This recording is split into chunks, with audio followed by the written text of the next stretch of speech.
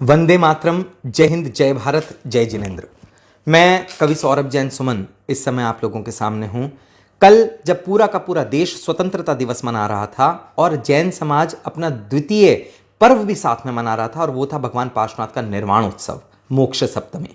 कल जैन समाज इकट्ठा हुआ अपने अतिशय क्षेत्र बड़ा गांव में।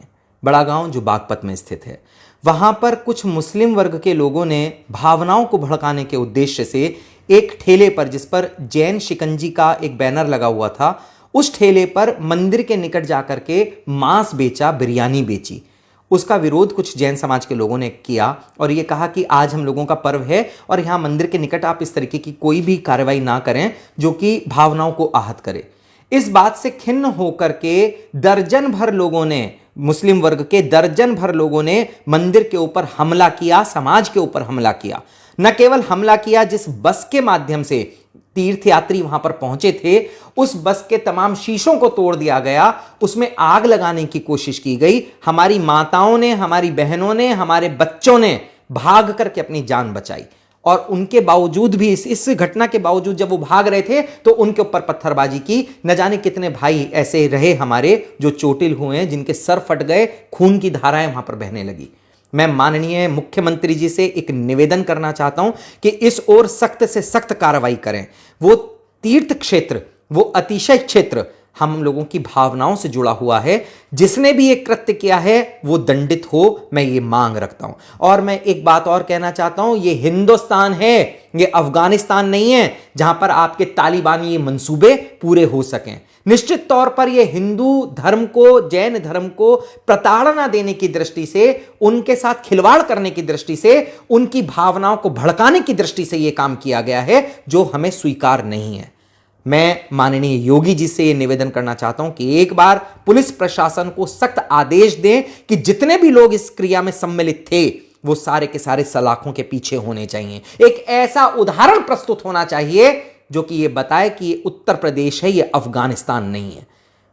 मुस्लिम समुदाय के जो लोग इसमें सम्मिलित थे वो निश्चित तौर पर दोषी हैं, और यह बात केवल हिंदू मुस्लिम दंगा भड़काया जाए, केवल उस उद्देश्य से की गई। वरना जैन समाज जो अहिंसक है, जो ऐसी समाज है जो कुछ कहती नहीं किसी को, ऐसे लोगों के ऊपर, ऐसे लोगों के परिवारों के ऊपर इस तरीके से पत्थरबाजी हुई, मैं पूरी तरीके से इसका विरोध करता हूं। और मैं एक निवेदन करना चाहता हूं, मैं 2 दिन का समय पूरी जैन समाज की तरफ से आपको देता हूं। अगर इन 2 दिनों में उचित कार्रवाई नहीं हुई तो पूरे के पूरे देश की जैन समाज इकट्ठा होगी और फिर एक बड़े आंदोलन के रूप में आप लोगों को, हम लोगों को सहन करना पड़ेगा। जैन समाज अहिंसक है, लेकिन क्षमा चाहता हूं, जैन समाज नपुंसक नहीं है। हमारे जो तीर्थ क्षेत्र हैं उनके ऊपर इस प्रकार की जो भी क्रिया है वो स्वीकार्य नहीं है। हमें सुरक्षा की आवश्यकता है। मैं निवेदन करना चाहता हूं बागपत पुलिस से भी कि पूरी की पूरी जो हमारा तीर्थ क्षेत्र के आसपास का एरिया है उसको पूरी तरीके से सुरक्षा दी जाए। हमारे उस तीर्थ क्षेत्र की जो प्रबंधक कमेटी है वो भी आसपास नहीं रहते, कोई खेकड़ा से जाता है, कोई बड़ौत से जाता है, ऐसे में उनकी भी सुरक्षा हम लोगों को आवश्यक है। मैं निवेदन करना चाहता हूं कि इस प्रकार की घटनाएं दोबारा ना हो। एक तो इसके ऊपर सख्त काम किया जाए, और दूसरा जो भी दोषी हैं उनके विरुद्ध सख्त से सख्त कार्रवाई की जाए। और 2 दिन हम आप लोगों को देते हैं, इन 2 दिनों के अंदर मैं निवेदन करता हूं कि तमाम दोषी सलाखों के अंदर होने चाहिए, और हम लोगों को इस बात के लिए आप लोगों की तरफ से आश्वासन मिलना चाहिए कि हमारे किसी भी धार्मिक व्यक्ति पर, हमारे किसी भी तीर्थयात्री पर दोबारा इस प्रकार का कुछ नहीं होगा, कोई क्रिया नहीं होगी।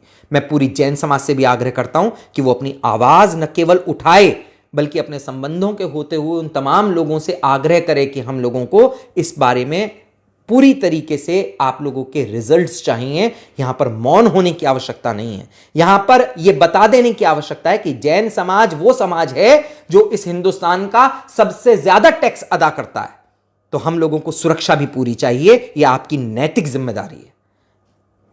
धन्यवाद। जय जिनेंद्र, जय भारत।